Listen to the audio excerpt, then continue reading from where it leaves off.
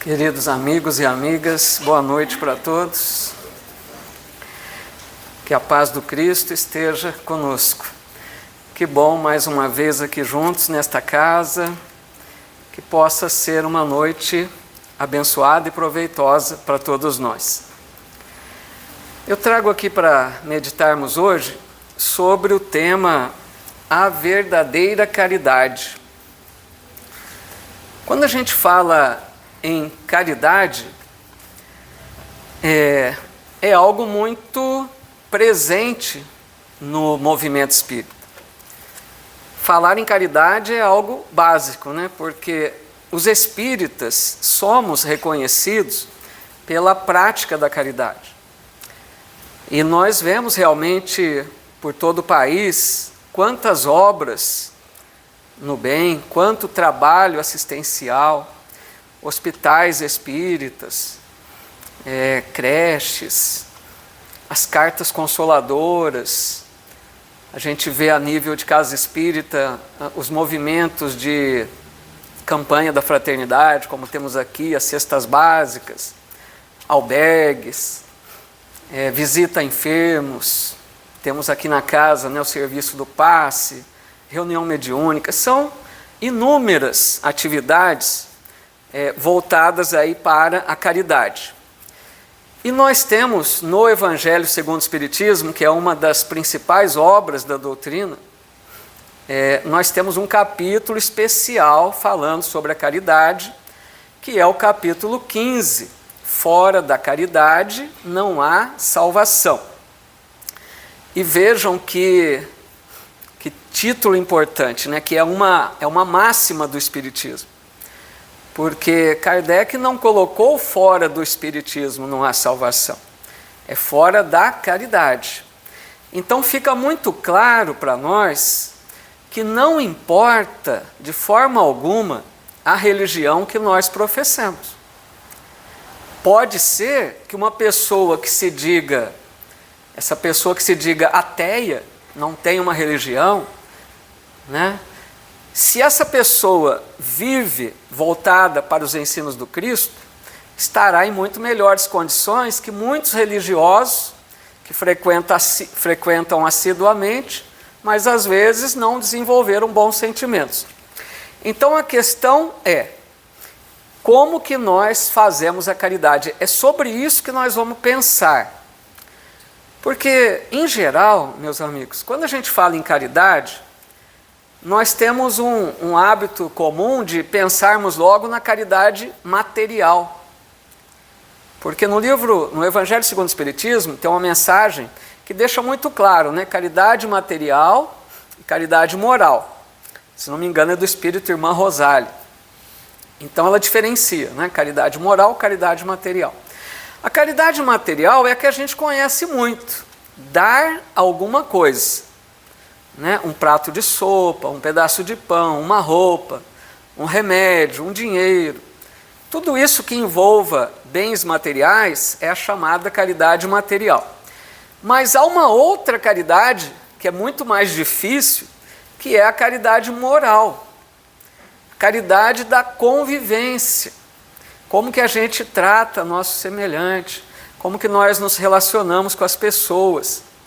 Então nós vamos tentar aqui hoje buscar algumas orientações para que nós analisemos, cada um de nós analise, como que nós temos feito a caridade. Porque todos nós fazemos caridade. Caridade tem uma abrangência muito grande. Dentro de casa eu posso estar fazendo caridade. Se eu tenho paciência com meu familiar, se eu oro por alguém, estou fazendo caridade dentro de casa. Então todos nós fazemos, mas quero trazer aqui para pensarmos como que nós temos feito a caridade. Se aquilo que nós chamamos caridade é realmente caridade verdadeira. Então o primeiro ponto que eu quero destacar aqui, eu vou ao capítulo 13 do livro O Evangelho segundo o Espiritismo. Capítulo 13, não saiba a vossa mão esquerda o que dê a vossa mão direita. Então tem tudo a ver com caridade. Por quê? Está muito claro, né? Imagine se uma mão não vai ver o que a outra faz. O que quer passar nessa ideia? Que é para se ficar, é algo que deve ficar em segredo, em secreto. Então eu penso assim, no nível evolutivo que nós estamos, quando a gente faz algo de bom, que a gente sente que foi bom, beneficiou alguém, penso eu, que a gente fica tão eufórico, tão feliz por ter feito algo bom, que a gente gosta de compartilhar, né? A gente conta, a gente fala daquilo. Não é, no fundo, às vezes nem é para se envaidecer, é por alegria, por euforia. Mas Allan Kardec deixa claro nesse capítulo que quando a gente recebe a recompensa dos homens, não podemos esperar recompensa de Deus.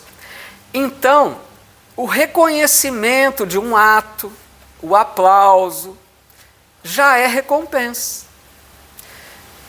Então, primeiro ponto para a gente pensar, quando nós tivermos a oportunidade de fazer algo que ninguém presenciou, porque às vezes nós fazemos algo que não tem como, foi visto, né? Mas quando a gente faz algo que ficou só entre nós e a pessoa que beneficiamos, tentemos fazer um esforço para não contar para ninguém. Porque a gente vai desenvolver um hábito de deixar em secreto, não divulgar o bem que fazemos. Porque pensemos, tudo que nós fazemos, que ninguém viu, Deus viu. E o principal não é que Deus veja para nos recompensar, mas Deus está vendo o nosso propósito de desenvolver amor, sentimentos bons. E quando a gente faz algo que não compartilha, a gente vai desenvolvendo um sentimento bom de fazer o bem pelo bem, e não para esperar uma recompensa, um reconhecimento. Porque às vezes é natural, né? Todos nós estamos sujeitos. A gente, por exemplo, às vezes a gente faz algo de bom pensando lá no fundo, né?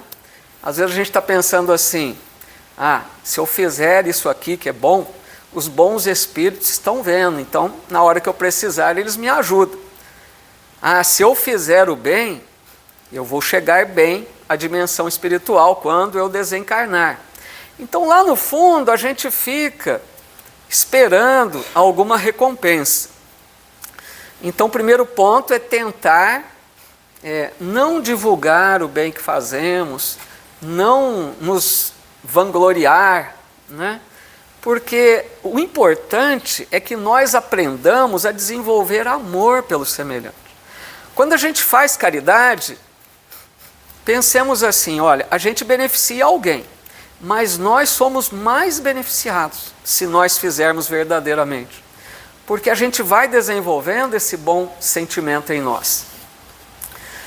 No Livro dos Espíritos, na questão 893, Kardec fez uma pergunta muito interessante. Qual a mais meritória de todas as virtudes? Olha que pergunta difícil, né? Porque qual das virtudes seria mais importante, mais meritória? E os Espíritos responderam que toda virtude tem seu mérito, porque indicam, né, um progresso na senda do bem. E eles dizem assim, sempre que há resistência voluntária aos maus pendores, há virtude. Então pensem, nós todos temos ainda maus pendores, né? Imperfeições. Quando a gente consegue evitar de agir no mal, que às vezes a gente tem aquele desejo de fazer algo que não é bom, a gente sabe que não é bom, mas se a gente consegue segurar esse desejo e não colocar em prática, já é virtude. Olha que interessante. Todas as vezes que eu consigo dominar a minha má tendência, não ponho em prática, já é virtude. Mas aí eles trazem o ponto central da resposta. A sublimidade da virtude, porém, está no sacrifício do interesse pessoal pelo bem do próximo, sem pensamento oculto. A mais meritória é a que se assenta na mais desinteressada caridade. Então, o sublime da virtude, qual que é? Sacrifício do interesse pessoal. Porque pensemos assim, quando a gente dá um dinheiro para alguém, num semáforo, em casa, qualquer lugar, a pessoa pede uma ajuda, você vai lá, dá um dinheiro. A chamada esmola, né? Tão triste. Então você dá um dinheiro. Uma quantia pequena, geralmente. Pensa bem, esse dinheiro que nós demos custou algo para nós? Muito pouco, não custou nada. Não é sacrifício nenhum. Então, nós fizemos algo de bom, mas não teve sacrifício de nossa parte. Então a ideia aqui é, quanto mais sacrifício envolver na prática de determinada caridade, mais mérito.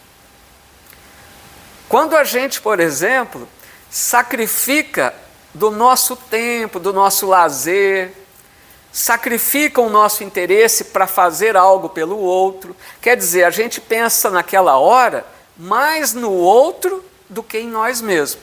Aí é a mais pura caridade. Eu vou trazer até um exemplo muito simples aqui para fixar bem isso. Só para fixar a ideia. Imagine você, um exemplo simples, tá? Que você teve uma semana de trabalho exaustivo. Uma semana estressante, foi cansativo aquela semana. Aí durante a semana você já vai planejando que no fim de semana você vai tirar para descansar.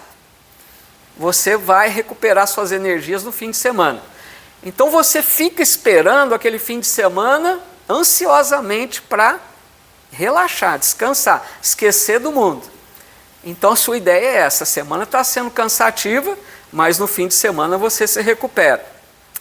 No entanto, um amigo ou uma amiga te liga na sexta-feira, entusiasmado, te chamando, te convidando para participar com ele de uma atividade, de uma apresentação que ele ou ela vai fazer, que para ele ou para ela é muito importante.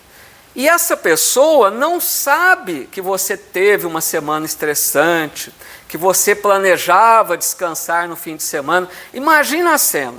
Sexta-feira, chegando o seu fim de semana para descansar, e um amigo te liga, olha, eu gostaria muito que você viesse comigo, a sua presença é muito importante para mim, então é algo que seria muito importante para aquela pessoa. E aí, o que você faz? Primeira opção, você poderia recusar, até irritado, né? Que absurdo, eu trabalhei a semana inteira, infelizmente não dá, né? Não posso. Segunda opção, você poderia até aceitar o convite, ir com a pessoa, mas de cara fechada, né? Sem má vontade. A pessoa ficaria claro que você não está feliz de estar ali. Ou você poderia praticar a verdadeira caridade. O que seria? Reconhecer em primeiro lugar que para aquela pessoa, ir com ela é algo muito importante. Aquela atividade, aquele programa que ela te convida, para ela é muito importante. Então reconheça isso. E você percebe que seria desapontador para ela você recusar.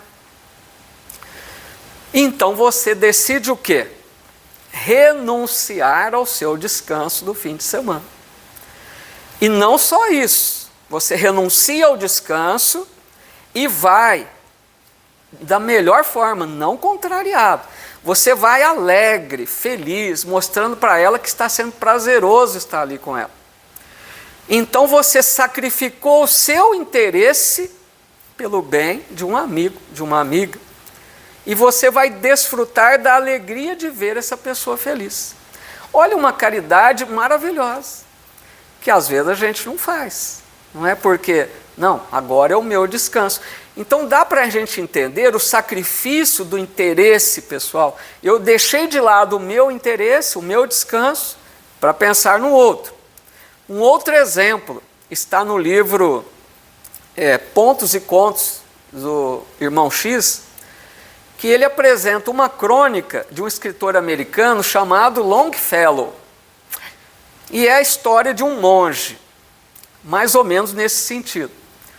Havia um mosteiro e lá muitos monges caridosos que acordavam nas primeiras horas da manhã para se dedicar a um trabalho de caridade. Eles atendiam diversas pessoas, formavam-se filas na porta do mosteiro e eram problemas de toda a ordem. Necessidades materiais, espirituais, psicológicas. E esses monges atendiam todos os dias com maior dedicação. E cada dia ficava um monge responsável pelo trabalho. Ele era o principal responsável naquele dia. E dentre esses monges, havia um que tinha um desejo secreto. Ele nutria um desejo, a esperança, que ele sabia que seria muito difícil de acontecer. Mas ele gostaria muito de um dia Jesus aparecesse para ele. Mesmo que fosse por uns minutos apenas, para ele conversar um pouco com Jesus.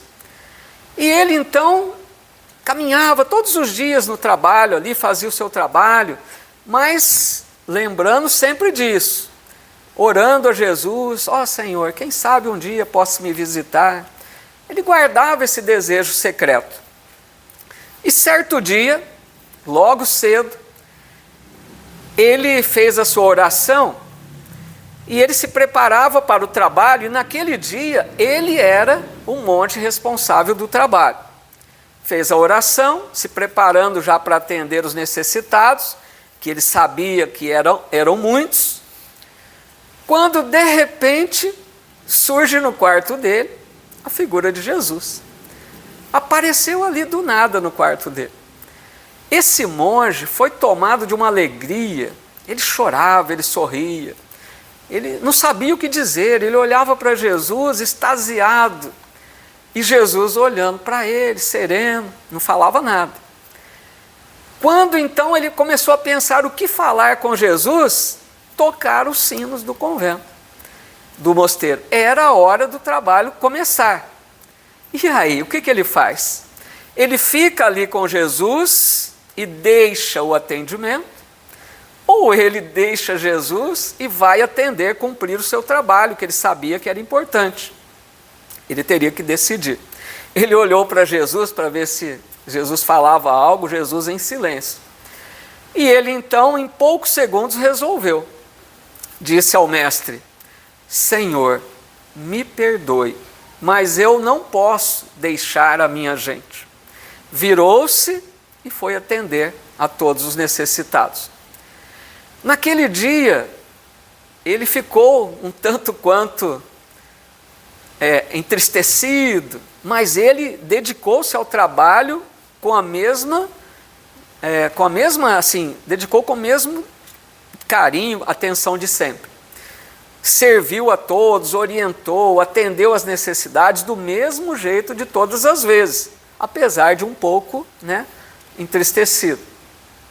Ao final do trabalho, ele então voltava para o seu quarto, para o descanso, e voltava meio que cabisbaixo, Afinal de contas, ele tinha desperdiçado a grande oportunidade que ele sempre esperou. Então voltou ao quarto, abriu a porta do quarto, e qual surpresa ao ver Jesus lá o esperando ainda. E ele então, muito emocionado novamente, muito feliz, ele disse: Senhor, que bom que tu me esperastes. E Jesus olhou para ele amorosamente e disse: meu filho, se tu tivesses ficado, eu teria ido embora. Vejam só, ele fez a coisa certa. Ele renunciou ao grande desejo de falar com Cristo. Porque poderia muito bem Jesus ter deixado, só aquela vez, só aquele momento que apareceu. Então ele renunciou ao seu interesse em favor do auxílio que ele sabia que era grande. Então aí a gente vai vendo, amigos, esse lado dessa questão do Livro dos Espíritos, o sacrifício do interesse pessoal. Quando a gente faz algo que custa para nós, que a gente vence barreiras, que a gente vence nosso egoísmo, que a gente vence a nossa preguiça, a nossa ociosidade para fazer algo de bom. Então é sacrifício mesmo, é mais meritório. Agora eu vou em outra questão de O Livro dos Espíritos, 886, uma questão muito importante também, muito falada em palestras, que Kardec perguntou assim: qual o verdadeiro sentido da palavra caridade, tal qual a entendia Jesus? Olha só, Kardec quer saber não a opinião dos espíritos, ele quer saber para Jesus, como Jesus entenderia caridade. E os espíritos disseram 3 coisas: benevolência para com todos, indulgência para com a imperfeição dos outros e perdão das ofensas. Então, para Jesus, essas 3 coisas representam a caridade numa forma mais abrangente. Aí eu pergunto para vocês, dentre essas 3 citações, em qual delas está a caridade material? Na benevolência para com todos. Vocês concordam? Porque benevolência para com todos é o quê? Sermos bom para alguém, fazermos algo de bom para alguém. Caridade material não está incluída aí? Está, certo? Então a caridade material é apenas um aspecto de um item do que é caridade para Jesus. Porque benevolência para com todos é só caridade material? Não, não é. Porque num relacionamento, alguém me fala uma palavra dura, eu não revido, eu respeito, eu silencio. Não é benevolência? Eu não estou sendo benevolente para com a pessoa? Caridade.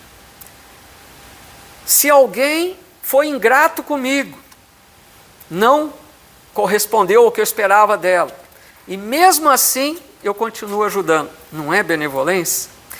Então a gente vai vendo que benevolência é muito abrangente, não é só caridade material. E veja bem que benevolência é um aspecto do que disse Jesus sobre a caridade. E outro detalhe, benevolência para com todos. Não é benevolência apenas para com aqueles que eu gosto. Não é benevolência apenas para com aqueles que são gratos. Então a benevolência se estende também para aqueles chamados inimigos. Por isso que Jesus disse: amai os vossos inimigos. Olha o desafio. Então eu preciso ser bom para o inimigo? É a proposta. Mas o que é ser bom para o inimigo? Às vezes a gente pensa que benevolência é dar tudo que a pessoa pede. Não é isso. É dar o melhor para aquela pessoa. Nós precisamos ter uma sabedoria de entender o que é o melhor para cada um. Para um é uma coisa, para outro é outra. Então o inimigo me fez o mal, me prejudicou, me ofendeu. Como que eu posso ser bom para com ele? Não revidando o mal. Se eu não me vingar, estou sendo bom com o inimigo. Se eu não coloco obstáculo para uma reconciliação, também é benevolência. Se eu não desejo o mal dessa pessoa, benevolência. Se eu oro por ela, benevolência. Então entenderam que a proposta do Cristo é muito desafiadora, né? Tentarmos ser bons para com todos. A proposta é que nós venhamos a desenvolver uma bondade natural. Lógico, é um desafio. Estamos muito ainda distantes disso. Mas o desafio é esse. que nós sempre saibamos oferecer o melhor. Sempre tenhamos uma palavra de estímulo, de consolo, nenhuma palavra que fira. Então eu estou falando só de benevolência, por enquanto. Aí ele disse, indulgência para com a imperfeição dos outros. O que é isso? Não exigir tanto do outro. É caridade também. Às vezes, nós cobramos muito da outra pessoa. Nós queremos que a pessoa corresponda às nossas expectativas. A pessoa age de um jeito, você fala, não, para mim não serve, já afasta. Indulgência. Indulgência é compreender um pouco mais, é entender que às vezes aquela pessoa está dando o máximo dela. Ela não consegue fazer mais do que aquilo. Às vezes aquela pessoa não aprendeu o que nós já aprendemos. Então indulgência é tolerância, é não cobrar tanto, é não julgar. Tudo isso é caridade. E por fim, perdão das ofensas. Olha o perdão como caridade. Se nós não nos esforçamos para perdoar, infelizmente nós não somos verdadeiramente caridosos. Porque o perdão faz parte da caridade. A gente pode ter atos caridosos, mas não desenvolvemos ainda plenamente a caridade. Então, esforço que nós devemos ter para aprender a perdoar. Entendamos que essa proposta envolve sentimentos, atitudes de todos os dias, né? Nossos relacionamentos. E eu vou trazer aqui agora duas citações muito interessantes para dar essa ideia do que verdadeiramente é caridade. Eu vou no livro Nosso Lar, personagem Dona Laura.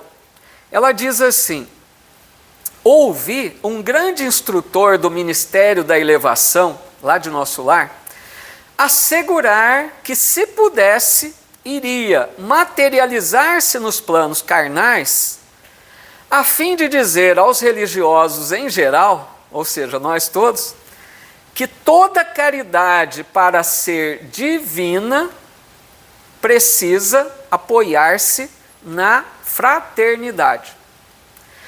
Então isso quer dizer o quê? Que nem toda caridade é divina. Porque se ela está dizendo que para ser divina precisa apoiar-se na caridade, na fraternidade, nem toda caridade é divina, ou seja, nem toda caridade é verdadeira, é pura.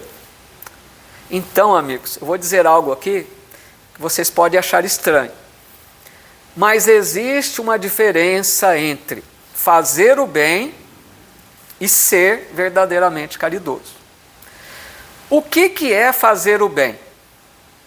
Tudo aquilo que a gente faz que leva benefício para alguém. Dei uma cesta básica, é o bem. Ouvi alguém que estava aflito, queria desabafar, fiz o bem. Apliquei um passe, fiz o bem. Ajudei alguém nas suas necessidades, é o bem. Então o bem é sempre aquilo que leva benefício para alguém, certo? Agora, a questão é, como que nós fazemos o bem? Qual o sentimento que nos move na hora da prática do bem? Vou dar um exemplo. Imaginem, um exemplo só, poderia ser vários, né? Imaginem, por exemplo, a caridade da sopa fraterna, que algumas casas, né, trabalham nesse sentido. Imagina uma pessoa que todas as semanas está ali disposto para a prática do bem, da sopa fraterna. Aquela pessoa que trabalha incansavelmente, desde cedinho, várias horas, faz isso todas as semanas religiosamente. Mas, se a gente observasse, essa pessoa faz isso de uma forma, vamos dizer assim, irritada. Ela não tem paciência. Ela faz aquilo mecanicamente. Ela faz porque falaram que é bom fazer. Ela atende os necessitados de uma forma constrangedora. A pessoa se sente mal de receber aquela ajuda. A pessoa faz esse ato sentindo-se superior a quem recebe. Então ela está fazendo caridade? Não. Ela está fazendo o bem. Está dando a sopa. Mas ela não está fazendo caridade. Porque a caridade legítima, pura, divina, é sentimento puro de amor em nosso coração. É fazer aquilo porque está sentindo a necessidade do outro, querendo servir verdadeiramente. E também Paulo de Tarso reforçando essa ideia. Paulo de Tarso, na sua primeira carta aos Coríntios, quando ele fala do amor, aquela parte maravilhosa, ele diz assim: ainda que eu distribua todos os meus bens para os pobres, e ainda que eu entregue o meu corpo para ser queimado naqueles sacrifícios, né? Se eu não tiver amor, de nada disso me aproveitará. Olha só, ainda que eu dê todos os meus bens aos pobres, se eu não tiver amor, nada disso me aproveitará. Não é a mesma coisa que a dona Laura disse? Então, meus amigos, olha a questão delicada aqui. Porque a prática do bem, todos nós fazemos, não tenho dúvida. Nós fazemos o bem. Atos de benemerência, levamos benefício para alguém. Mas passemos a nos observar melhor como que nós fazemos o bem. Qual o sentimento que tem movido a todos nós nessa hora? E para completar essa ideia, ainda vou agora buscar Emmanuel. No livro Vinha de Luz, tem uma mensagem maravilhosa chamada Caridade Essencial. Vejam só, olha que título interessante. Qual é a caridade essencial? Então ele começa falando que a caridade é sempre importante em toda parte e tal, né? Mas aí ele traz o ponto central da lição. Olha só como ele diz. Antes, porém, da caridade que se manifesta exteriormente nos variados setores da vida, pratiquemos a caridade essencial, sem o que não poderemos efetuar a edificação e a redenção de nós mesmos. Trata-se da caridade de pensarmos, falarmos e agirmos segundo os ensinamentos do Divino Mestre no Evangelho. Então, analisando isso, o que é a caridade essencial? Quando a gente fala em caridade, o que a gente pensa primeiro? Em alguém, não é? Porque fala assim, vou fazer caridade para quem? Então o que o Emmanuel está propondo aqui, que a primeira parte da caridade deveria ser conosco. Cuidar primeiro de nós. É a caridade de aprendermos a falar, a pensar e a agir de acordo com o Evangelho. Ou seja, é uma transformação íntima. É a nossa renovação moral. Se nós não cuidarmos primeiro de nós, não aprendermos a desenvolver primeiro um pouco mais de amor, de paciência, de tolerância, nós não estamos ainda plenamente habilitados à prática da caridade. Então ele está propondo o quê? Um trabalho conosco primeiro. Porque ele diz ainda assim, é preciso vivermos verdadeiramente em Jesus para que Ele viva em nós. Quer dizer o quê? É preciso viver de acordo com as lições do Cristo. Quanto que a gente já se esforça para seguir o Cristo na nossa vida, nos adequar ao Evangelho.